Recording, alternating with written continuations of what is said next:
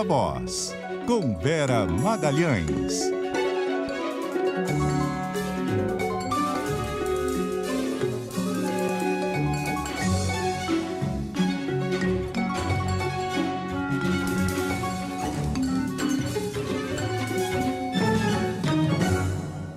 Viva Voz, Vera Magalhães, 6h05. Agora uma boa noite para você.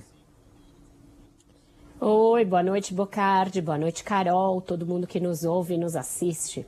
Oi, Vera.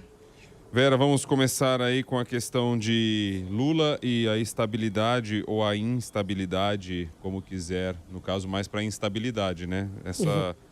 Essa questão toda aí. O que eu acho estranho nessa história, né, Vera? Porque é algo que todo mundo já sabia que ia acontecer, né? Quanto a gente falou aqui, mas quanto a gente falou de ficar Bolsa Família, Bolsa Auxílio e vai dar dinheiro daqui, dinheiro dali, essa bomba vai explodir, essa bomba vai estourar, seja para quem fosse, para Bolsonaro ou para Lula. E agora a gente está vendo aqui a concretização, a realização ou o estouro da bomba. E aí o mercado com toda essa reação também, e Lula vai lá e diz que são todos especuladores, vira uma confusão.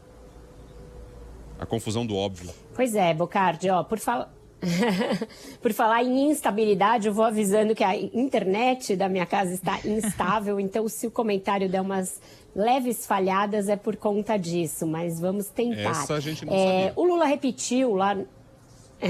então, o Lula repetiu lá no Egito o que ele já havia dito, mais ou menos, quando daquela declaração desastrada da semana passada, dizendo da tal estabilidade em contraponto à justiça social, à segurança alimentar, aos programas de transferência de renda, como se houvesse esse contraponto, como se as duas coisas fossem excludentes. Então, ele agora voltou a minimizar as oscilações de mercado, dizendo que o dólar cai e o dólar sobe e a bolsa cai porque tem um mercado ruim, como se fosse um mercado maldoso, que não liga para a questão da fome ou para a questão da miséria. Houve uma resposta por parte dos chamados pais do real, né, os participantes ali dos governos Fernando Henrique Cardoso, o ex-ministro da Fazenda, Pedro Malan, o ex-presidente do Banco Central, Armínio Fraga, e o ex-presidente do BNDES, Edmar Baixa.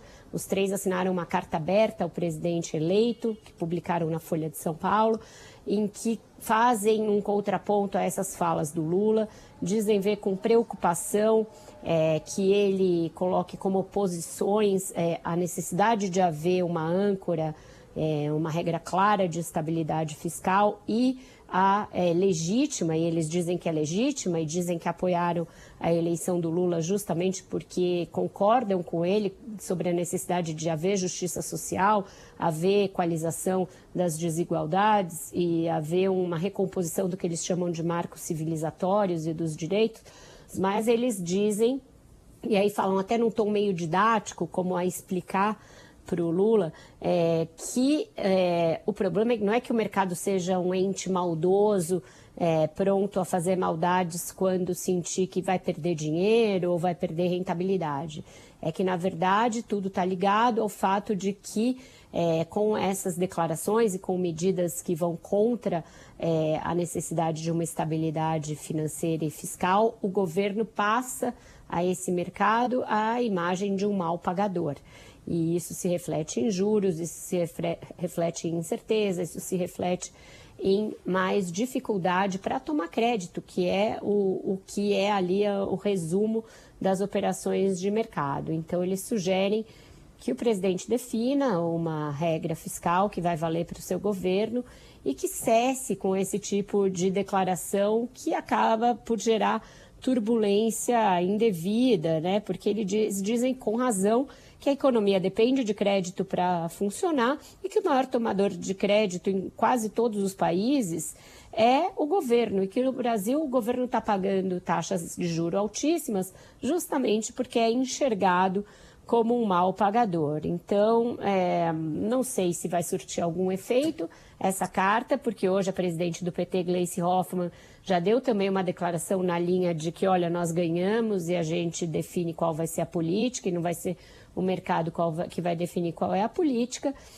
Então, antes mesmo da posse, já tem aí esse atrito, já tem essa desconfiança que não eram necessários, poderiam ser mitigados com entrevistas mais esclarecedoras, sem essas frases de efeito, sem esse tipo de contraponto meio infantiloide para alguém que já governou o país por 2 vezes e sabe como essa lógica funciona. Ele próprio, Lula, em 2002, fez uma carta ao povo brasileiro para mitigar essas desconfianças, praticou um governo responsável do ponto de vista fiscal, que produziu superávites, portanto, ele podia enfatizar esses compromissos do passado sem ficar com esse tom, essa linguagem de desafio, uma coisa que não condiz com o tamanho do problema que ele vai encontrar e com a necessidade de negociar agora mesmo uma PEC da transição, ou PEC do Bolsa Família, como eles estão preferindo chamar, que não é algo fácil e trivial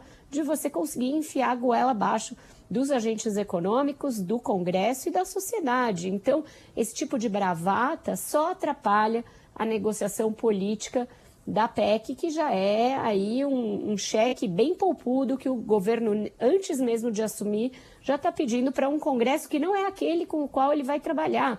Então, é uma engenharia bem complexa e essas declarações toda hora só atrapalham que a engrenagem ande.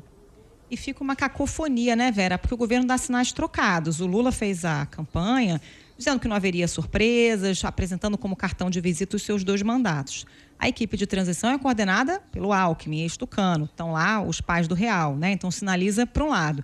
E aí vem o Lula e dá declarações reiteradas, sinalizando para o outro. E quando ele fala, os bombeiros aqui no Brasil entram, né? Aí vem o Alckmin, vem o Wellington Dias, vem o Flávio Dino dizendo, não, o presidente vai ter algum tipo de âncora fiscal, é claro que vai ter responsabilidade fiscal. Então, fica uma coisa confusa. E o Wellington Dias hoje, por exemplo, né, reafirmou que haveria responsabilidade fiscal, mas repetiu essa tese de que o problema se resolveria, meio que num passe de mágica com o crescimento da economia.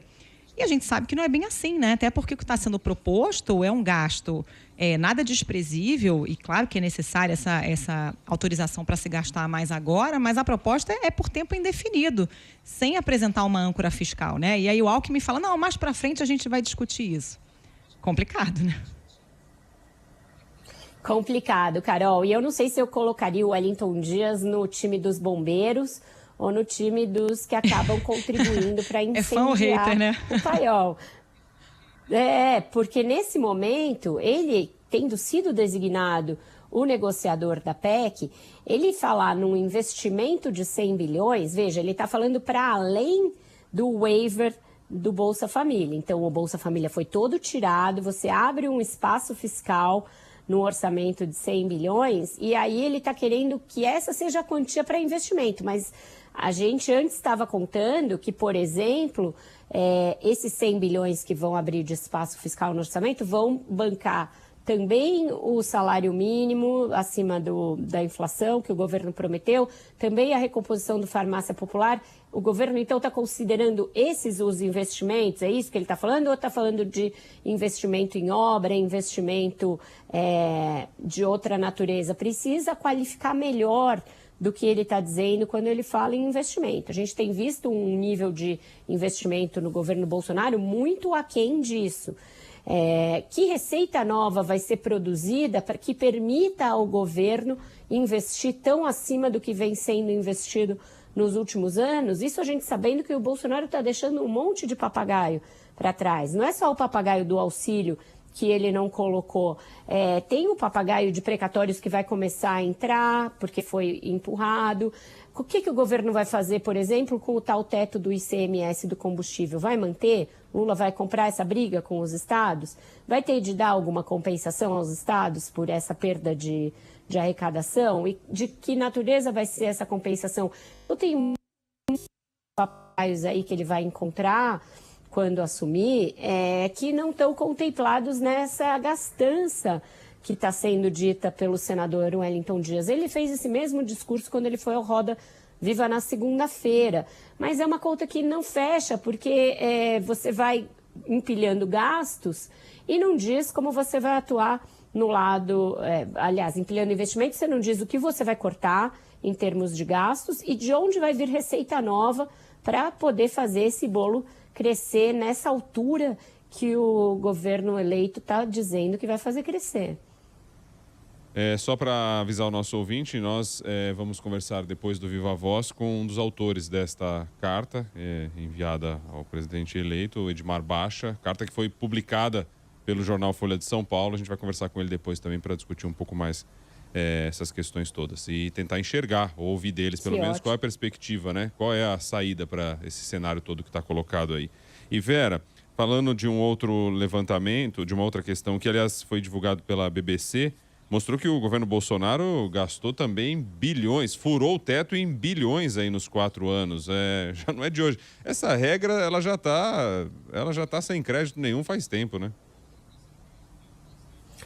O teto de gastos vai precisar ser revisto, Bocardi. Quanto mais não seja por uma questão teórica, se ele é bom ou ruim, se ele é mal desenhado ou não, e isso tem um grande debate teórico entre economistas, mas justamente por esse fato de que é uma regra que está totalmente desmoralizada, que ninguém mais segue. Essa pedido de licença para furar o teto é uma coisa formal, porque ele é uma regra que foi colocada na Constituição, mas esses furos já vêm acontecendo sistematicamente à base de PEC disso, PEC daquilo, PEC dos precatórios, PEC emergencial, PEC kamikaze, todas essas PECs nada mais foram do que fura-teto.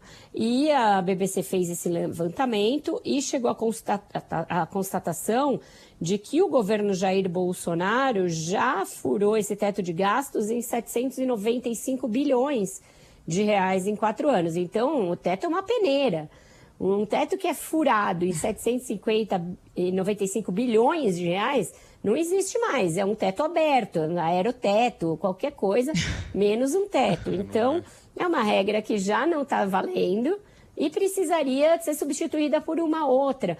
E aí agora pipocam soluções sendo apresentadas, né? Você trocar a inflação por dívida, como o balizador do teto, você fazer aí outros tipos de âncora que o Serra está falando em tirar a regra de ouro da Constituição, e a regra de ouro é uma coisa anterior ao teto e que não permite que você se endivide para pagar a despesa corrente. Então, aí começa a surgir um monte de ideia e o risco é a gente ter uma legislação fiscal que vire um Frankenstein, que não tenha começo, meio e fim, que não tenha lógica entre os seus diferentes dispositivos. E o que o governo Lula parece, ao contrário, é querer tirar o Bolsa Família para sempre da regra do teto e ir deixando o teto morrer por conta própria, sem colocar nada do lugar. E isso leva a uma incerteza muito grande, e é dessa incerteza que nascem essas oscilações de mercado, e não da maldade de algum vilão que fica lá operando os botões para prejudicar o Brasil. Vamos falar das outras áreas da transição, Vera. O Flávio Dino disse que vai ter um revogaço, né, daqueles decretos de armas, inclusive com a possibilidade de exigir devolução de armas pesadas e munições. Exato, achei uma declaração bastante polêmica, não no sentido de que eu divirja dela, eu acho que é uma declaração que aponta no caminho certo. Essa legislação armamentista do Bolsonaro é uma excrescência. Ele, por meio de sucessivos decretos, franqueou às pessoas um acesso a munições e armas sem nenhum tipo de controle, sem nenhum tipo de fiscalização, sem nenhum tipo de limite de quantidade. E isso é um risco para a democracia, um risco para a segurança, e isso acaba facilitando, inclusive, o acesso de grupos de milícias e do crime organizado a armamentos. Então, tem de ser revisto, e seria revisto se ganhasse qualquer um dos candidatos que não fosse o Bolsonaro.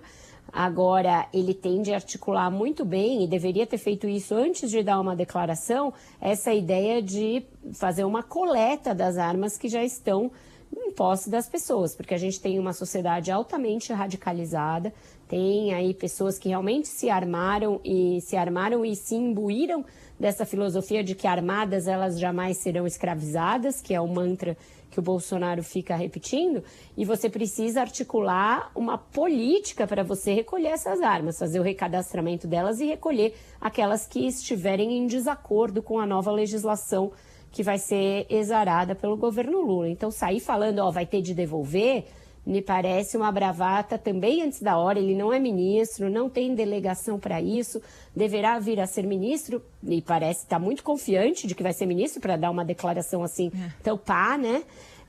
Mas você tem ainda uma discussão que é anterior a isso, de se a segurança vai sair da área do Ministério da Justiça, então se sair talvez nem seja da alçada dele, e você precisa articular com as polícias, com os militares que vão ter de ajudar nessa recolha dessas armas, com a Polícia Rodoviária Federal, com as polícias militares. É uma articulação muito complicada, principalmente porque muitas dessas corporações estão infiltradas pelo bolsonarismo e talvez não sejam tão colaborativas com esse plano. Ele também fala que os CACs vão ter a sua conformação revista. Isso também é necessário.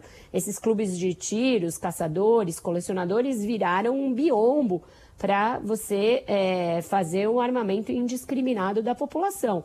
Mas isso também deveria ser objeto de estudo. Essa fase da transição é para você fazer diagnóstico e fazer estudo e não sair falando um monte de coisa como se fosse proposta de governo. Isso ficou lá para trás, na campanha. O governo agora tem de fazer diagnóstico, tem de fazer reunião, tem tanta gente lá, tem de sentar, articular o que vai fazer, colher informações, colher dados, para aí, a partir de 1º de janeiro, executar essas políticas a partir desses diagnósticos. Nossa, num Brasil com esse controle de armas que a gente conhece, levando em consideração que quem adquiriu, quem passou a ter, está dormindo junto com ela porque tá bem alinhado com a política de Bolsonaro, vai ser mais fácil botar o dólar a 1 e a bolsa subir 1.000, viu? Lamento, porque não tem outro jeito, viu? Ô Vera, teve, só pra gente não deixar passar, o Guido Mantega também que pediu para sair, tem a ver com a economia também, porque o nome dele ali para transição também gerou uma certa turbulência, né?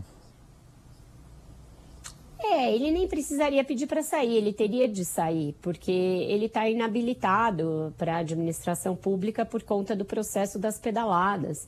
Isso também era uma coisa que eles teriam de ter atentado para ela antes de passar pelo desgaste de incluir o nome da pessoa na lista e depois ter de tirar. Então, mostra aí o afã de contemplar todo mundo, de reabilitar algumas pessoas, de fazer desagravos a pessoas que eles acham que foram injustiçadas em algum momento, mas sem se dar conta de que isso pode agravar o desgaste dessas pessoas por uma questão como essa. Ele não poderia ter sido nomeado e aí agora pediu para sair. Então, você, em vez de desagravar a pessoa, você acaba piorando a situação dela. Ô Vera, nosso tempo está um pouco apertado por causa da entrevista com o Baixa aí depois do repórter CBN. Vou passar aqui para o nosso último bloco de assuntos, que é importante, né? Bom, o ministro Alexandre de Moraes determinando o bloqueio de bens de empresários suspeitos de financiar atos antidemocráticos, que era o que a gente já vinha falando desde o começo, né? Tem que investigar e achar quem está financiando, né? Exatamente. Ele voltou dos Estados Unidos aparentemente bem contrariado com o que passou por lá, do que todos eles passaram, e ele vai colocar para correr esse inquérito, porque tem um financiamento aqui dessas pessoas que estão nas frentes dos quartéis até hoje, como também esse ato no exterior não foi uma coisa que brotou por geração espontânea, e foi muito bem articulado. As pessoas foram avisadas do local do evento, avisadas do local onde as autoridades iriam se hospedar, e isso tem também um custo, tem também um financiamento. Então, ele deverá acelerar essas investigações para chegar nesse follow the money, que é a principal preocupação nesse momento. Quem é que financia atos que pedem intervenção militar, anulação da eleição, realização de outra eleição? Todas essas coisas não são pautas que cabem em manifestações democráticas, elas são pautas golpistas, pautas antidemocráticas, e por isso elas estão previstas tanto no Código Penal quanto na legislação que substituiu a Lei de Segurança Nacional, como na Constituição. Então essas pessoas serão enquadradas por crime contra o Estado Democrático de Direito, Carol. A música qual é? Bom, a música a gente vai de Titãs, então, porque hoje foi dia de malhar o capitalismo malvado. Só me lembrei do homem primata e seu capitalismo selvagem. Com isso, a gente aproveita para comemorar o fato de que os Titãs anunciaram uma reunião para o ano que vem. Além dos Titãs Remanescentes, vão voltar os que saíram da banda, inclusive Arnaldo Antunes, que saiu lá atrás, e vão fazer uma série de shows, uma turnê pelo Brasil todo, o que foi muito bem-vindo. 40 anos, né, para celebrar. Desde os primórdios até hoje em dia, o homem ainda faz o que o macaco fazia. Eu não trabalhava, eu não sabia. O homem criava e também destruía. Homem que mata, capitalismo selvagem. Oh, oh, oh. Homem que mata, capitalismo selvagem. Oh, oh, oh. Eu aprendi, a vida é um... É isso, sugeriram também aqui, tá valendo, só vou citar só, mas foi bem lembrado, a Isa Figueiredo de São Paulo, que estava nos ouvindo. Vera, era uma casa muito engraçada, não tinha teto, não tinha nada. Boa noite pra você, Vera Magalhães. Essa daí não tem. Tchau, gente. Boa noite, boa Beijo, entrevista Vera. pra vocês. Tchau, tchau. Valeu, tá.